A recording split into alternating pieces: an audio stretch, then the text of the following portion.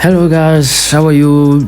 It's been a while. Welcome to my video. Today I want to do a rank tier list of my players that I used to rank push this phase to Division 1. It was the first one and the fastest division and the highest rating we have gotten, 1812.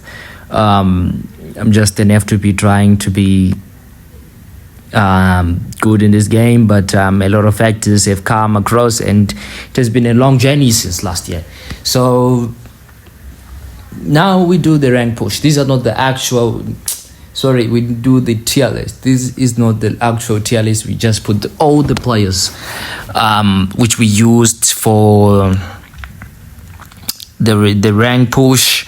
We're now using 5-1-2-2 because of that defensive line which we lost 9 games in, and after switching to the back 5 we lost 1 game and won the other games with at least 1 draw, was it, if I still remember.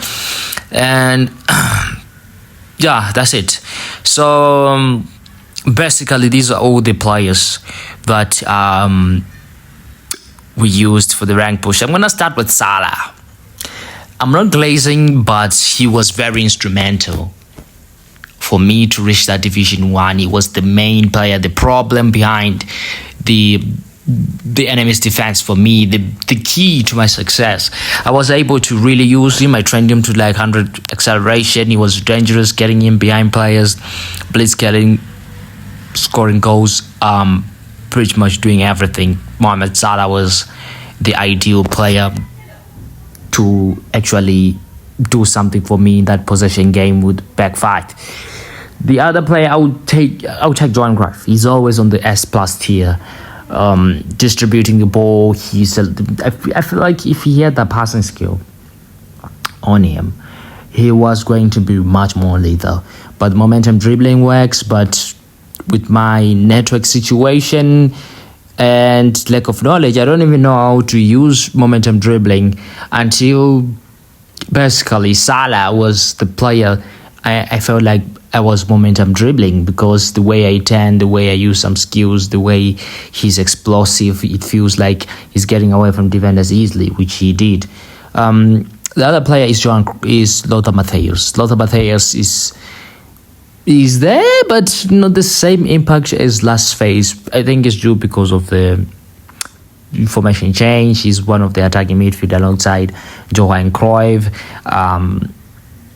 Very instrumental in terms of tracking back and distributing the ball, but in terms of scoring, he wasn't really involved in much of the scoring. So change of formation sometimes can affect players. Generally, Donnarumma, this guy, aside from Salah, I would go for Donnarumma. He's one of the best players. Second place, the saves he made, the absolute beastful performance he made. Donnarumma was instrumental. He was always on point. The defense sometimes looked a little bit shaky, but he was the answer to every problem. I think Donnarumma deserves to be on the S+ tier. So for the last position in that S+ tier, it will go to none other than a very big surprise. Looking at this pool of players, I'm putting in someone who is basically always doing his job. You feed him, he always does his job. He had only one missed chance that I was really frustrated with. That is Cristiano Ronaldo. The single poster national highlight card, Cristiano Ronaldo, goal poach, a really important player. He's a beast of type of player. He does a lot of things on the pitch. He moves the ball, picks the ball. He is phenomenal. Getting now into that S tier, which is more like you played a part, you're important, but not as clutch as those first tier.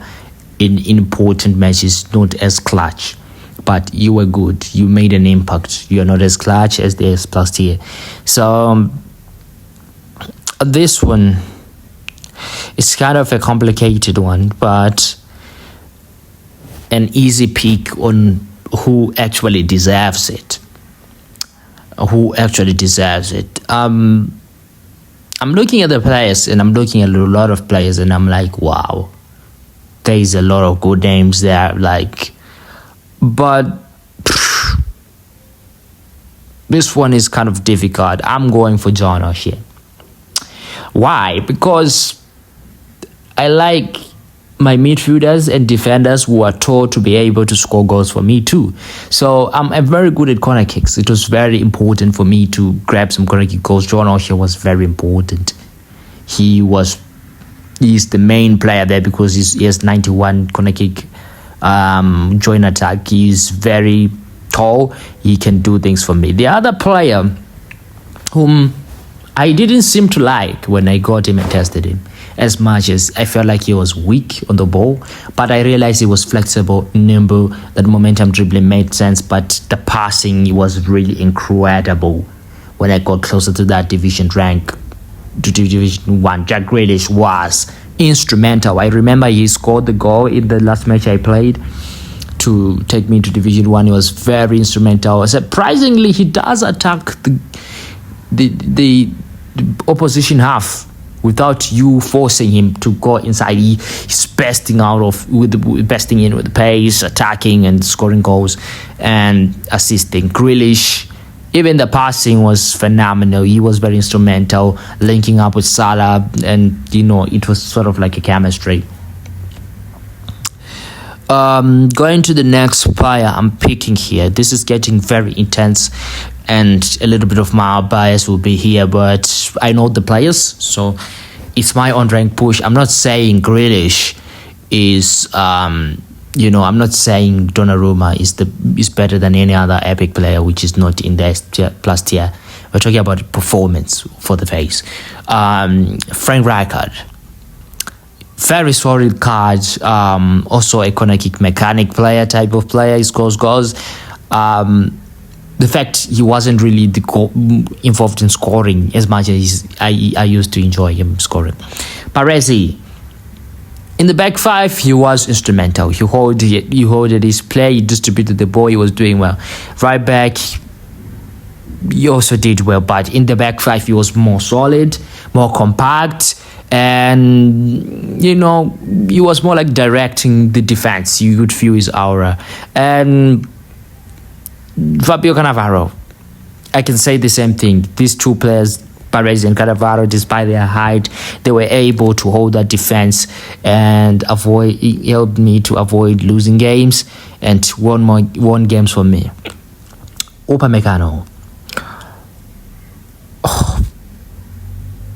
This is a card I would easily put in the S tier because when I use him, he's flexible. He's not the bulky and non-nimble player. He's very nimble. He does a lot of things very good. This card is an absolute beast. Upamecano, one of the 3 highlights pack from that national team selection. I remember talking about these players and most people, if you didn't listen or you didn't pay attention because it's not an epic, you missed out on this one. Upamecano is an absolute player. You want physique, you want that aggression mixed with good defending, good timing. This guy is very good. He's the player you want to use pressure style of defending and say I'm close to a player and Upamecano can simply bother him. So I'm looking forward to a better version of him. Of which I think maybe Konami might bring a buy-in pack with the single booster type of situation, and Jonathan Tah, Upamecano will be good. Mikel van de Ven is a bit of a surprise, but I think he deserves this A tier. You're just in between the wheel, and it wasn't really good. In this game, I think defensive stats are more important. He doesn't have great defensive stats. He has pace, but sometimes you feel like he's lacking that awareness, that engagement. Those kind of dangle little things compared to the Cannavaro, Baresi type of players, or Shea, or Upamecano, who is aggression. I think he has engagement. So he kind of is aggressive and engages in the defensive aspect against a player. Javier Zanetti, he falls here because he's a fullback. Fullbacks are mostly supposed to be crossing balls and stuff. I don't remember crossing with him. I remember him starting the attack, not crossing. He doesn't have ping pong crossing, sadly. I couldn't get ping pong crossing on him, and I'm yet to get it on him and test out if he can whip in a good ball inside. So, in terms of defending and tracking back and, doing those little plays, he deserves the A form. But for fullback position, his job is to attack and whip in the ball and also at the same time defend, of which he's not really contributing much in attack, so he deserves that A form. The other player I want to talk about is Marco van Basten. The reason why he's here is because I decided to use him late because I had a situation of my center forwards not scoring goals for me, the easiest of chances. This guy came in, he took me to 1700.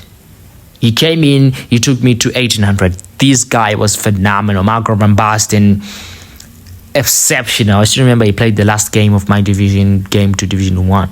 He can pass, he can hold the ball, he's very intelligent, he's very clinical.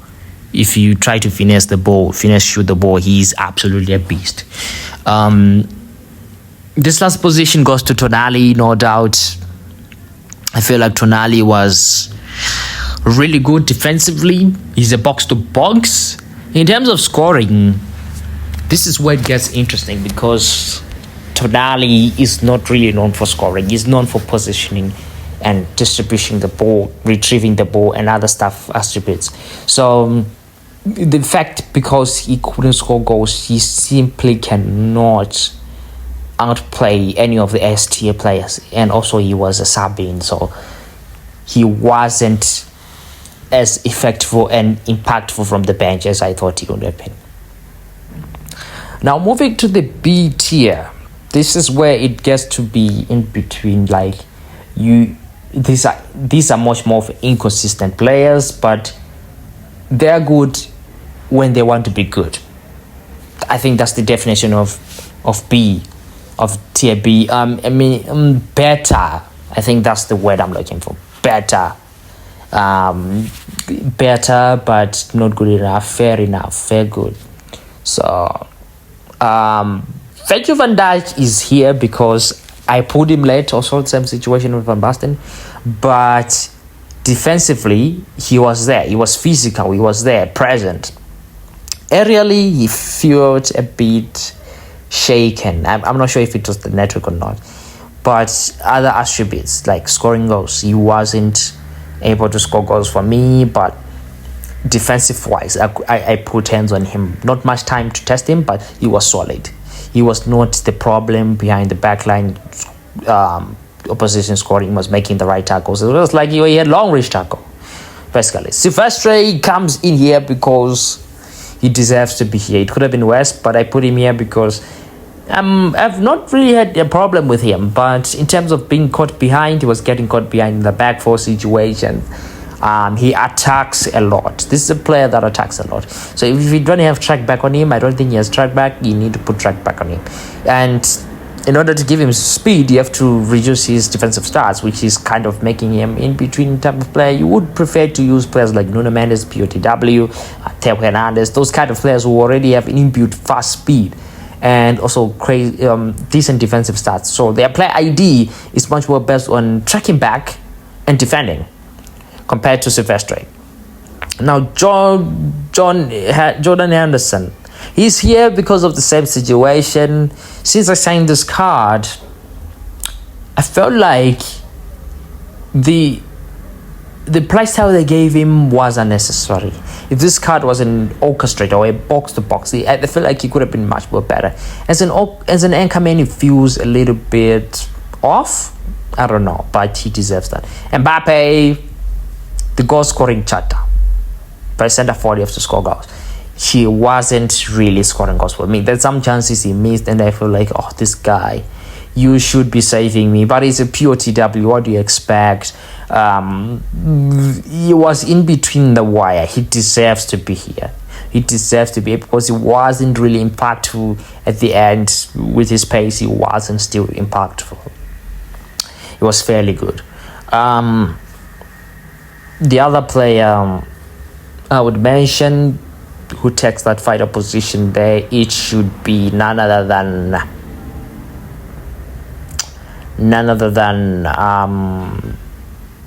Kevin De Bruyne. Kevin De Bruyne, I think he falls in the category of not much game time, but when I'm taking the corner kick, this guy is the only guy that really whips in a good ball in it. He is instrumental. He knows how to take the corner kicks. He knows how to distribute the ball. So he knows how to lob. He knows how to do certain things. I've been not using him as much because of players like Johan Cruyff becoming consistent, Jack Grealish, this kind of situations. So he was barely playing. So unfortunately, he will fall there. It's not his problem. I'm sorry, Kevin De Bruyne, but you deserve to be on that B form because, you never got a chance to play. The C tier list it's kind of an inconsistent and not impactful. Michael Owen, I'm not saying he's bad, but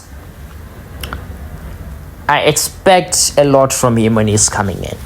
So I think he wasn't able to make an impact because of the formation and other stuff. Same thing as Mbappe, he was affected. So it was kind of an on and off situation and also not being used a lot. So he kind of lingers there. He's a good player, but he deserves it. Araujo, a beast of a player. This card, I've not been using it as I used to use it because of how the games are. It's just defend. And Araujo comes in the 80 minutes or in the 85 minutes, or when I decide to put him in, or it's a yellow card for another player, Araujo is to come in, or it's another player coming in like Upamecano. So because of his form, you might be in C or D form in that match, so you won't be playing that much. Ronald Araujo, he's a very solid player, but he's there because he didn't get a chance to play. Now, talking about Gabriel Batistuta. I want to talk about eFootball 25. When he came out with Michael Owen, everyone talked about Batistuta. I agree. Batistuta was the much more better player because the game model, the gameplay there suited bulky players like him who had phenomenal finishing. Crazy player. You just lob the ball to him. He is just then scoring goals. Then Capello came later on and the link-up play. And Capello was behind Batistuta's rise. The empire of Batistuta and Capello was built upon these two type of link up, and the manager and Batistuta. But the game also kept on changing, update after update. The smaller the center forwards were needed, the much more attributes were needed, like passing. Players like Michael Owen, that's why they emerged to be stronger players. He became much more of a needed player. Players like Michael Owen, Bebeto, Forlan, those kind of players we ignored. This Michael van Basten, I was not using him because of that Fox in the box play style. He stays behind when I try to lob the ball. So it became a problem. The reason why Van Basten is able to survive is because he's able to pass. He's able to do other things other than just chasing goals. Batistuta only chases goals. Whether you make any different type of builds, this card has fell off in a very big margin type of thing. And the people who usually use him, they use him with the link up, with smart assist, with haram football, just lobbing the ball forward, hoping Batistuta gets the ball. That's where he's successful. That's where he will make much more damage. So this is my final verdict on my players that I used on 5-1-2-2-1-2-2, to get to Division 1 as soon as possible. I'm going to drop more videos, some of them related to these other players, and a lot of things we're going to discuss and talk about certain players and the upcoming players tomorrow and the latest update on Thursday. We hope to link up tomorrow. Please subscribe. Please watch the video. Thank you.